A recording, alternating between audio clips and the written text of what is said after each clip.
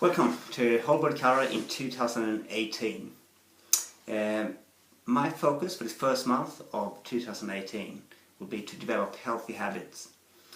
So anyone that comes into the clinic that wants a bit of a guiding hand with that, I'm very keen to do whatever I can to help you along.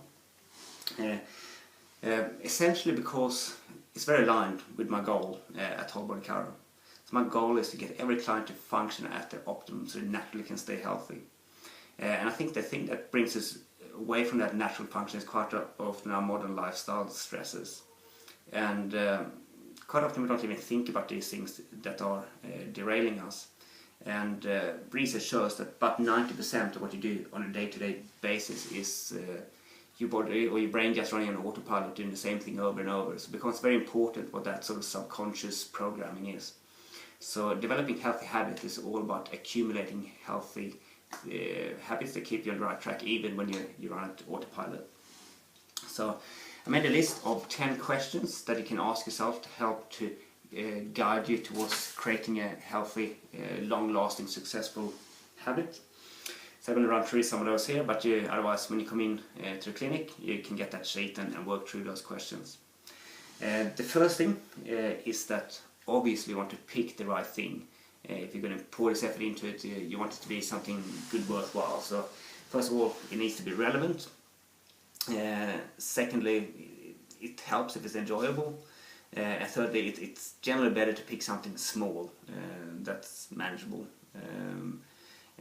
As you get better at creating these habits, then you can sort of tackle some bigger things.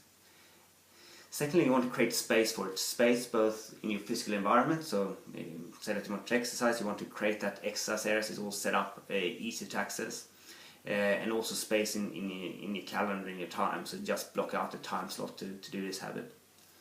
You also want to create as many physical triggers as possible and routines to help you to stay on track. So if you already have some habits, so say that you brush your teeth in the morning and you do your healthy exercise routine or diet or smoothie or whatever sort of just after that, so you just sort of link it to an existing habit. Or say that you tend to crash on the couch watching TV at the end of the day, well, put your foam roller there and do your stretch routine, and that makes it more likely to happen and more likely that you remember. You also want to write out exactly what the habit is and what you will do leading up to that habit and each explicit step, because that's going to be your new autopilot. So you want that to be very efficient and clear. Make sure that you do it the same way each time in the beginning, so because it helps to create that new programming. And I think it helps to program your brain to keep doing this is to have some sort of reward straight after you do your habit, and that just helps with the brain chemistry of changing your behavior. Also you want a lot of clarity exactly what you want, what the rules are of the game, what do you need to do to have done the habit that day, how many reps, for how long, so how big or how small basically. It can also be good to have sort of, on the days when you don't quite have time for it or for whatever reason, so say that you wanted to start to go for a brisk walk or a jog every day and intending to do 20 minutes, say, but then you get sick and you can't do it. It's still good to have sort of a minimum thing that's acceptable just to tick the box. So in that example it could be just walk out the front door, turn right, walk down to the end of the street and come back up. It might take 3 minutes, so it's not really going to get you to a fitness goal, but it serves the purpose of keeping your habit even when you can't do it. Secondly, you want to track your progress, so if you can tick a box, it can be one of those small rewards after doing it, so you can see that you've had so many days in a row without missing a day and so forth. That can be a good motivator.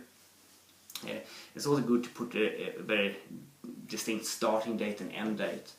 It's shown that it's more likely that if you know that you've gone 2/3 say through your challenge, that you're more likely to continue with that last 1/3 compared to if you didn't have a time frame at all to work with.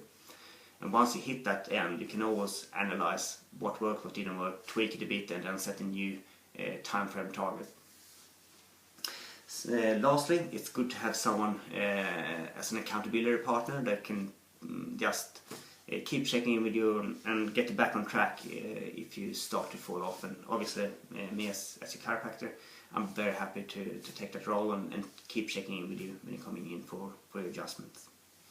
So, yeah, I'm looking forward to work with you towards creating a healthier 2018 and establish some really good healthy habits and start to accumulate more and more of these healthy habits throughout the year. Thanks.